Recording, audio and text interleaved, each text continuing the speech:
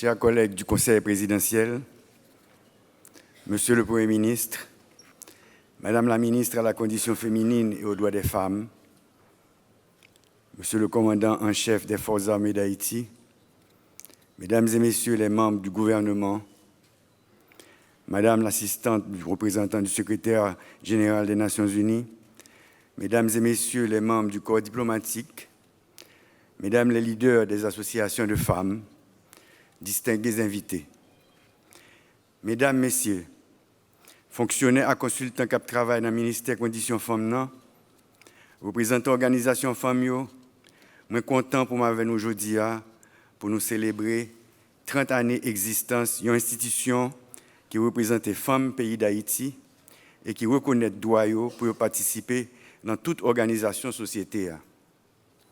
Le ministère ça grandit en Bajim en 1994, là nous tournons d'exil.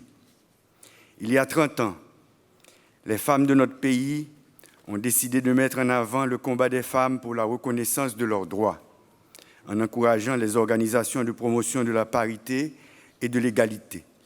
Ainsi est né le ministère à la condition féminine et aux droits des femmes, qui a eu la persévérance de continuer la lutte de nos arrière-grand-mères durant la guerre de l'indépendance, celle de nos grands-mères de la Ligue féminine d'action sociale de 1934, il y a 90 ans, celles qui ont réclamé avec acharnement la parité au nom de l'égalité durant les années 90 et qui ont participé à la création de ce ministère avec à sa tête le docteur Lise-Marie Desjean.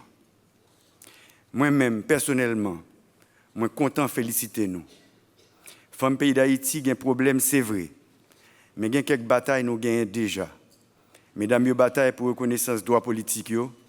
Haïti, c'est un de quelques pays sur la terre côté femmes rivées président et premier ministre. C'est une grosse victoire parce qu'un pile pays qui est plus riche passé nous, qui est plus développé passé nous, pas arriver à faire ça. Mesdames, tous les postes sont à votre portée. Mairesse, parlementaires, ministres, présidentes. À qui devons-nous cela? Depuis les luttes pour l'indépendance, nos guerrières, Marie-Jeanne, Cécile Fantiman, Grande Toya, Dédé Basile, la capitaine Sanit Belair et Claire Heureuse Dessalines, première impératrice et infirmière en chef, et toutes celles armées de leur savoir-faire qui ont dû gagner les mornes pour maintenir la production de ce pays et qui ont montré la voie pour une société équilibrée et harmonieuse. Chapeau bas pour ces femmes vaillantes, potomitants, piliers de notre économie et de l'éducation de nos citoyens. Mesdames, vous êtes le cœur de notre société, le moteur de l'économie nationale, particulièrement vous qui investissez dans le milieu agricole, vous les ouvrières qui vous battez dans les syndicats en milieu urbain, vous les commerçantes et les employés des administrations publiques et privées. Bataille la poco fini, lutte la vie plus difficile, chez la vie plus lourd, mais femmes haïtiennes habituées bataille. Nous sommes conscients que vous payez aujourd'hui le lourd tribut du manque de services et d'équipements dans notre pays, des déplacements forcés dans vos quartiers, de la paralysie du commerce de gros et de détail de nos fières Madansara, de l'anéantissement de vos entreprises, des rapatriements, des viols, des assassinats et l'enrôlement de vos enfants soldats, nos enfants soldats. La liste des souffrances est longue.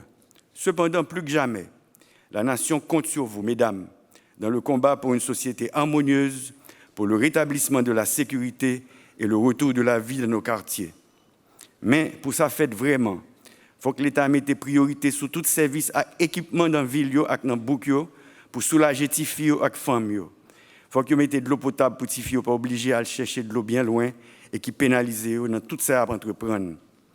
Dans mon parcours professionnel et grâce à vous, mesdames, j'ai appris qu'aucun changement radical et positif ne peut se faire dans notre pays sans l'intervention des femmes.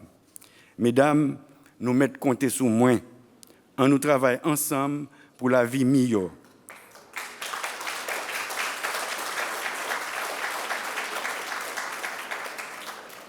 Pas bien société sans force côté tout le monde c'est monde, sans bataille femme.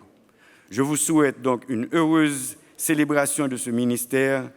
Femme vaillant, pas péchaille, merci en pile.